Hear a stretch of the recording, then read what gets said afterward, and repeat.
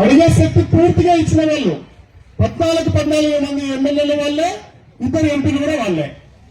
మళ్ళీ 3 మంత్రులు ఉన్నారు. మంత్రులు కూడా ఏకంగా బీజేపీ ఆయన కూడా మంత్రిగా ఉన్నారు, మన దగ్గర మంత్రిగా ఉన్నారు. ఇక ఏం ఇబ్బంది ఉంది? పోనీ ఒకరోజు సాయంత్రానికి ఆర్టీటీకి మీరు ఇవ్వకపోతే మేము ఖచ్చితంగా సపోర్ట్ ను మానుకుంటామంటే మరుసటి రోజే వచ్చే పరిస్థితి. ఎందుకంటే కుంటికాలతో నడుస్తున్నాడు మోడీ గారి, కింద పడిపోతారు. కర్ర సంకలు పెట్టుకొని నడుస్తున్నారు. 2 కర్రలు ఉన్నాయి, ఒకటి బీహార్ నుంచి, ఒకటి ఇక్కడి నుంచి. ఈ పరిస్థితుల్లో కూడా చేయాల్సిన పనిని చేయట్లేదంటే ఎంత దుర్మార్గం అనుకోవాలా? దేశంలో ఎక్కడ లేనట్లుగా ఇక్కడ ట్రిపుల్ ఇంజన్ సర్కార్ ఉంది. ఏం చెప్పారు మీరు? ఊరు తిరిగి బాండ్ పేపర్ల మీద రాసిచ్చారు, ఇవి చేస్తాం, సూపర్ 6 చేస్తాం, అవి చేస్తాం, ఇవి చేస్తామని.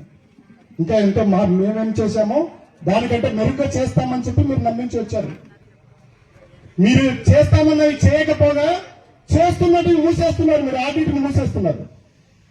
అది ఎంత న్యాయమైంది? ఇప్పటికీ ఈరోజు దాదాపు 8 నెలలు అవుతుంది, 20 నెలలు అవుతుందేమో ప్రభుత్వం వచ్చి. ఒక్క కొత్త పెన్షన్ ఏమైనా ఇచ్చినారా?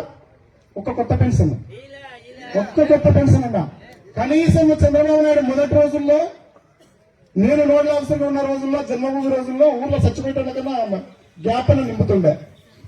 నేను కోవూరులో పనిచేసినప్పుడు, నెల్లూరులో లేదా చిత్తూరులో ఉదయపాలెంలో పనిచేస్తున్నప్పుడు నోడల్ ఆఫీసర్ గా ఈరోజు 275 నా చేతికి ఒక లిస్ట్ వచ్చింది, డబ్బు వచ్చిందంటే మా మండలంలో 275 మంది చనిపోయినారని లెక్క అప్పట్లో. ఇంతకుముందు నేను ఎప్పుడు ఆర్టీటీ మాట్లాడినప్పుడు రాజకీయం మాట్లాడలే. కానీ ఈ రోజు ఏంటంటే మేము పార్టీ తరఫునే ఆర్టీటీని భుజానికి ఎత్తుకున్నాం. ప్రధాన ప్రతిపక్షంగా మా బాధ్యత అనుకున్నాం. ఈ ప్రాంతం కోసం, ఈ ప్రజల కోసం, ఈ కుటుంబాల బాగు కోసం మేము దీన్ని ప్రధానంగా భుజ స్కంధాల మీదకి ఎత్తుకున్నాం మేము. ఎందుకంటే మేము మాట్లాడకపోతే ఎవరు మాట్లాడతారు? మీరు ఒక్కొక్కరిని మాట్లాడుతుంటే తీసుకుపోతున్నారు. అసలు మాట్లాడడమే తప్పంటున్నారు, అడగడమే తప్పంటున్నారు. ఏమనంటే సొంత డబ్బులు, సొంత నిధులు అంటారు. ఎంత సొంత డబ్బులు ఇస్తావు? ఎంత సొంత నిధులు ఇస్తావు?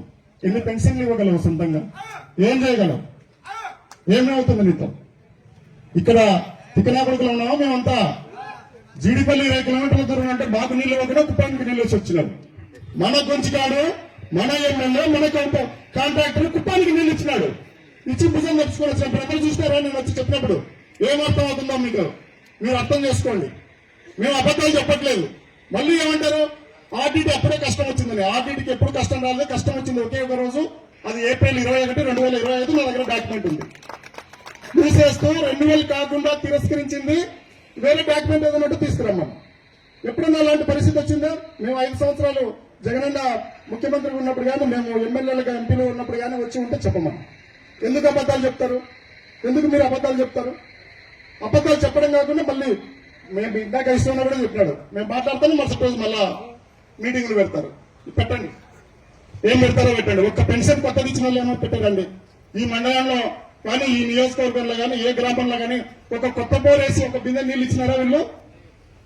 ఏదన్నా అంటే అన్ని 69 బోర్లు నేను వచ్చినాకనే ఇస్తాను, 66 బోర్లు పాస్ అయినాయి దాంట్లో. ఇవన్నీ చాలా ముఖ్యమైన అంశాలు. ఎందుకంటే అది మూత పడిన తర్వాత కూడా, ఆర్టీటీ ఆస్తులను అమ్మకానికి పెట్టిన తర్వాత కూడా మనం మాట్లాడకపోతే ఎప్పుడు మాట్లాడతాం? అందుకే గాంధీ గారు ఏం చేశారు? ఉప్పు సత్యాగ్రహం తీసేశారు. ఉప్పు సత్యాగ్రహం ఎందుకు చేశారంటే, మనం పరాయి పాలనలో ఉన్నాము. ఉప్పు పట్టుకున్నప్పుడంతా కూరలోకి వేసినప్పుడు కూడా గుర్తు రావాలా, మజ్జిగలోకి వేసుకున్నా ఉప్పు పట్టుకున్నప్పుడు గుర్తు రావాలి మనం పరాయి పాలనలో ఉన్నాము అనేది. మనకు కూడా పోస్ట్ కార్డు పట్టుకున్నప్పుడల్లా గుర్తు రావాలి మన ఆర్టీటీ పోతూ ఉంది అనేది. ఒక్క 50 పైసలతో కేవలం 50 పైసలు ఖర్చు, అది కూడా మీకు లేదు. మీకేముందో అది నేరుగా ఎవరికి చేరుతుంది? మోడీ గారికి చేరుతుంది. మోడీ గారు ఎక్కడున్నారో తెలుసా? కొత్త ఆఫీసులో ఉన్నారు, సేవా తీర్థ్ అని, అక్కడికి చేరుతుంది. మీరు జస్ట్ అడ్రస్ రాసి సెల్ నెంబర్ వేస్తే చాలు, అంతే, వాళ్ళకి నేరుగా చేరిపోతుంది. అందువల్ల ఎప్పుడైనా కూడా పోస్ట్ కార్డు వాడక చాలా రోజులు అయిపోయింది. మనం లక్షలాది పోస్ట్ కార్డులు వాడదాం, జిల్లా వ్యాప్తంగా వాడదాం, కళ్యాణదుర్గంలో వాడదాం. తెలుగుదేశం వాళ్ళు కూడా మీరు ఎవరైతే ఉన్నారో మేము డిజిటలైజ్ కూడా చేస్తాం. మీకు ఆర్టీటీ కావాలంటే మీరు రాయండి సార్, మాకేమి ఇవ్వనక్కర్లేదు, మీరే రాయండి. రాసే పద్ధతి కూడా ఏంటంటే మేము ప్రతిసారి 100 కట్టలు పెట్టి ఉన్నాం, ఇస్తాము. నేను ఎక్కడికి వెళ్ళినా కూడా, పెళ్లికి వెళ్ళినా కానీ కూడా పెళ్లి కూతురు కొడుకుతో కూడా సంతకం పెట్టిస్తుంది. దాని మీద మోడీకి రాయిస్తా. ఎక్కడికైనా కూడా చావుకు వెళ్ళినా అక్కడ నా కార్లు ఉంటాయి, వదిలిపెట్టేది లేదు వచ్చే నెలల్లో.